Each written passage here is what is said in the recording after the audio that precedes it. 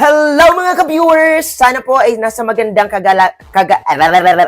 kalagayan kayo ngayong lahat. Ayan, yan ang unang-una ko pong sasabihin sa inyo. Sana po ay masaya kayo ngayong araw na to dahil mas papasayahin ko po kayo ngayong this coming Saturday, April 27. Yan po, bakit po kayo papasayahin? Dahil yan po ang aking grand live.